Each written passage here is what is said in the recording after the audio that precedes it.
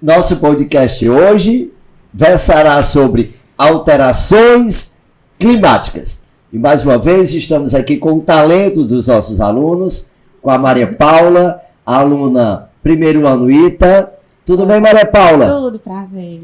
E obrigado por sua presença aqui. Eu agradeço. E o Matheus Martins, também primeiro ano Papicu. Tudo bem, Matheus? Tudo. Obrigado pela presença. Eu que agradeço.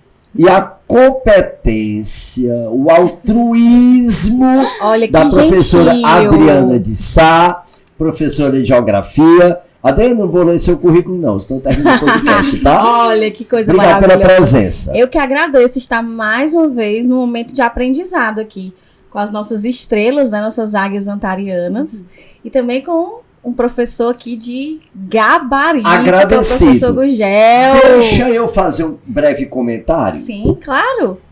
Nós entendemos que a vida, ela foi moldada no planeta Terra desde um período chamado pré-cambriano, ou um superéon chamado pré-cambriano. Verdade. De lá para cá, digamos, este período decorreu no intervalo de 4,8 milhões de anos. E a vida orgânica foi sempre mudando devido às mutações gênicas. Não para adaptar os indivíduos, mas as mutações vão ocorrendo naturalmente, o meio vai selecionando e dando um breve salto, apareceu, a partir de ancestrais como australopithecus, o ser humano. E ele, com todo o seu potencial mecânico e tecnológico que foi se desenvolvendo aos poucos, até pela complexidade e as habilidades do seu cérebro, ele mudou muito o seu comportamento. Então ele passou de um indivíduo nômade e caçador e migrador para um indivíduo mais sedentário, mais fixo, e com o decorrer do tempo veio a Revolução Industrial.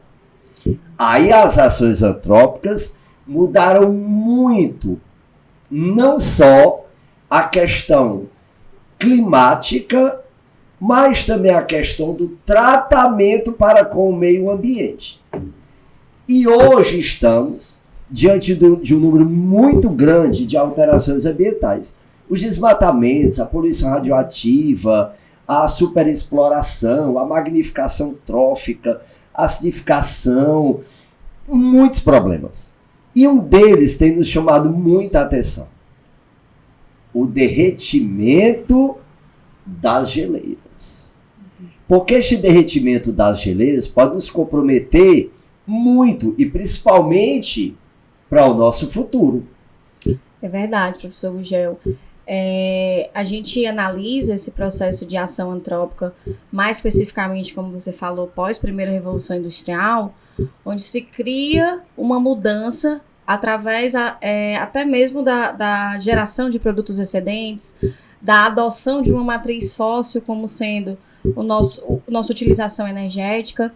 Então, isso vai trazer mudanças, tanto da primeira Revolução Industrial, da segunda Revolução Industrial, onde tem uma lógica de excedentes maior ainda, e aí a gente sai daquela perspectiva carvão e outros recursos mais primários e vai trabalhar com petróleo e derivados. E por mais que a gente tenha essa noção de avanço e progresso, a gente acaba pagando uma conta antiga, que é essa conta, digamos, da mudança de concentração atmosférica de alguns gases bem problemáticos, os GES, os gases do efeito estufa, principalmente o dióxido de carbono, né, meninos, que a gente fala muito, que apesar da concentração dele ainda ser baixa, mas qualquer mudança já traz uma situação bem sensível de alteração climatológica. Temos ainda até de uma forma muito realista, um aumento da temperatura, né? Sim, o aumento da temperatura planetária, ele vem sendo debatido em N acordos, painéis intragovernamentais, as COPs, o próprio Acordo de Paris, porque há necessidade de ter um pacto social, um pacto global, tanto de empresas, quanto do poder público, quanto da sociedade civil, para que isso realmente seja mitigado, né? Seja atenuado o máximo possível para que a gente chegue na nossa meta. Sim, e Adriana, um ponto importante é que agora essa questão de de progresso, melhorar a qualidade de vida, sem perceber os limites do ambiente. Hoje esses jovens estão muito preocupados agora com a questão de sustentabilidade. Exato. Não é, Maria Paula? Sim. Não é, Matheus? Vamos melhorar a qualidade de vida. Agora, percebendo os limites e as gerações vindouras, não é isso? Sim. Comentar que teve agora, ano passado vai ocorrer esse ano a COP29, que os assuntos foi exatamente a diminuição dos combustíveis fósseis e diminuir a emissão de gás, que está sendo um assunto bem sendo comentado nesses debates, né, políticos entre os países. E também outro que, voltando ao assunto, que diminuir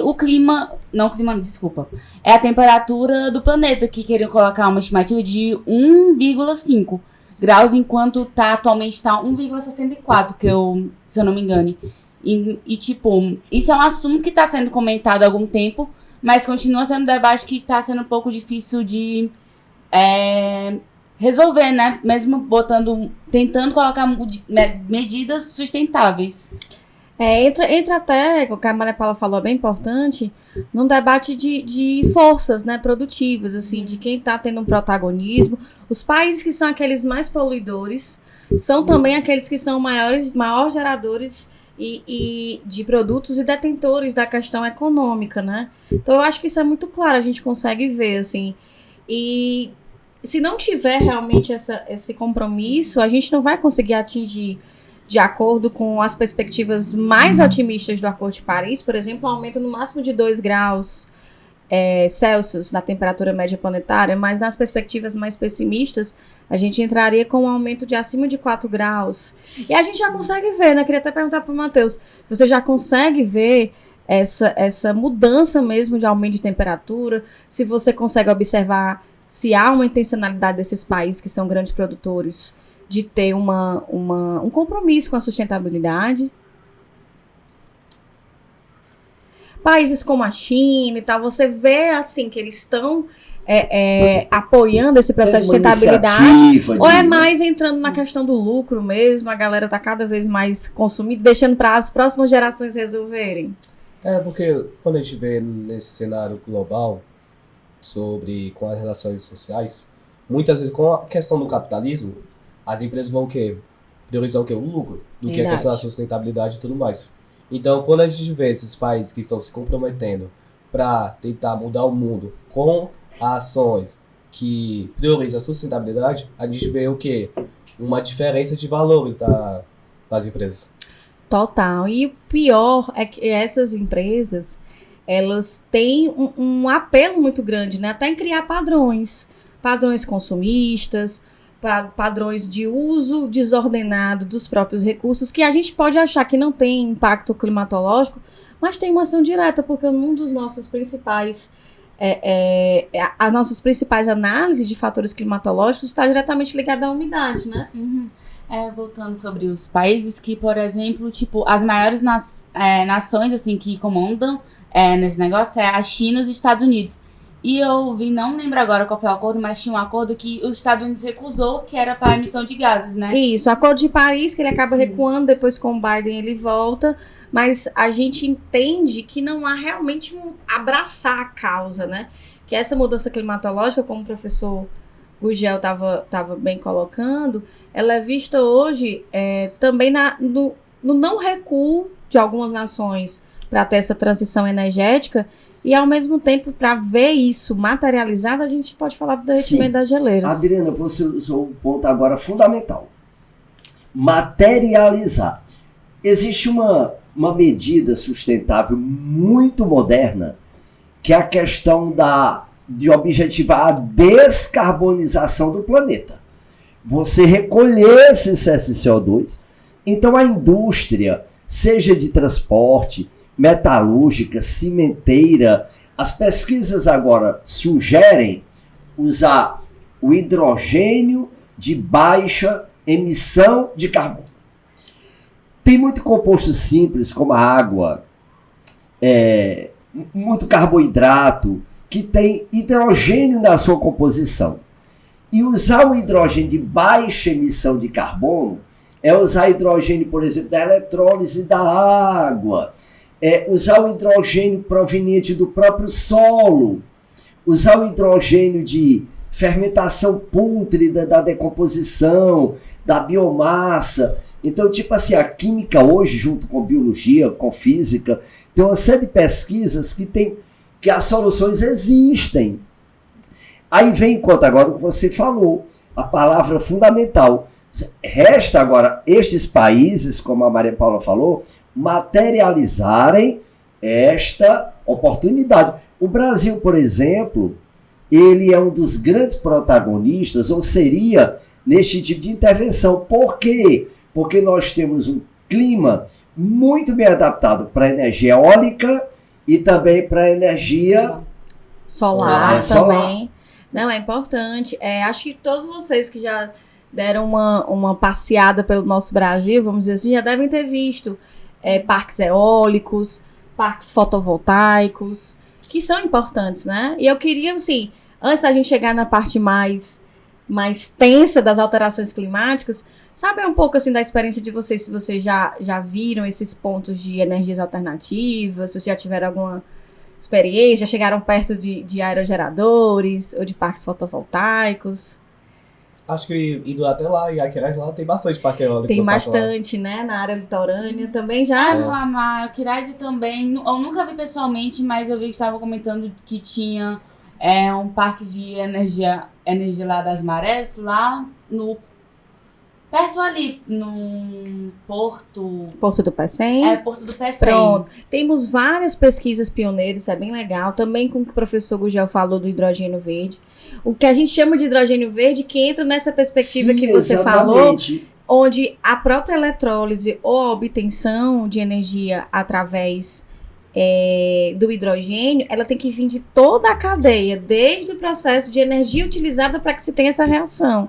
Então, daí a importância de também pensar nessa transição energética, para não dizer assim, eu vou estar produzindo a partir do hidrogênio, mas para que essa reação aconteça, eu estou usando combustível fóssil. Então, seria tampar o sol com peneira, vamos dizer assim. Todos aqueles gases, o GE que você falou, tem que ter uma importância. Metano, mas o CO2 é o que é o principal. mais destacado, né? É verdade. Porque, como a gente estava falando, aquela mudança sensível, principalmente na troposfera, que é onde a gente encontra, né, essas alterações meteorológicas mais imediatas, né, lembrando dessa questão da diferença do clima, aquele estado observado de repetição de tempos, e o tempo, o estado momentâneo da atmosfera. Então, mudou essa concentração, até mesmo pelo fator turbulência, né, galera? Dos gases, a gente não consegue ter uma previsão muito certa, assim.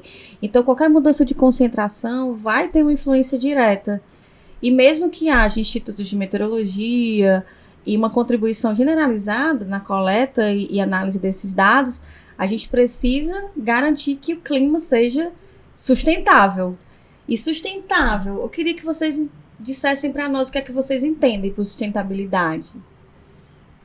Tudo bem. Diz, Maria. Eu entendo como sustentabilidade, tipo, como, não sei explicar muito bem, mas acho que todo um processo.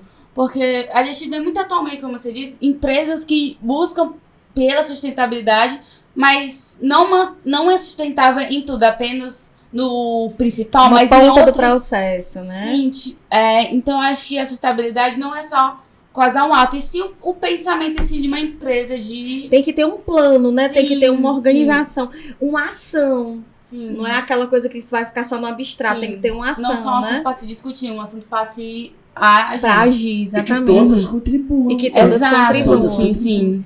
E, Matheus, o que você pensa sobre essa questão da sustentabilidade, assim, materializando? Acho que a questão da sustentabilidade é o que? A gente tem o consenso entre das empresas em geral.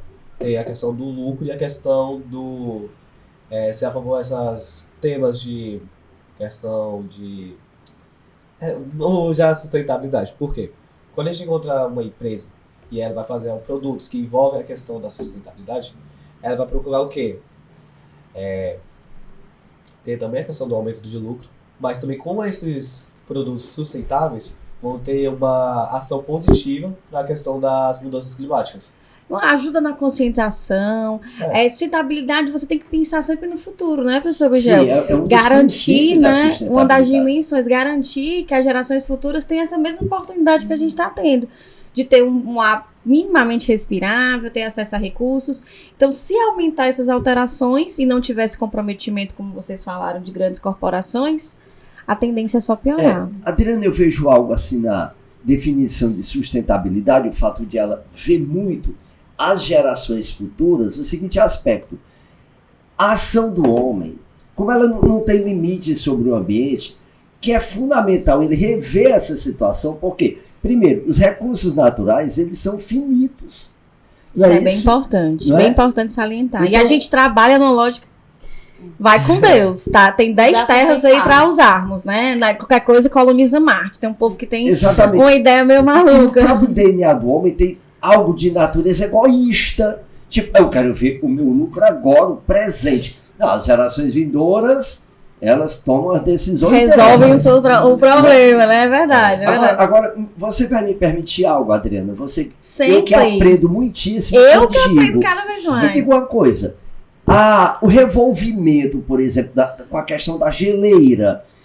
Ora, mas eu vejo assim, aquelas correntes marinhas, aquela água mais quente que sai aqui do litoral Atlântico Sul, ela vai se resfriar pro lado da Groenlândia. Não é mais ou menos assim, né? Perfeitamente, foi. Mas aquela água quando vem, aquele revolvimento ali é fundamental. Por quê? Porque você vai acabar nutrindo a alga que fica na superfície da água para fazer a fotossíntese.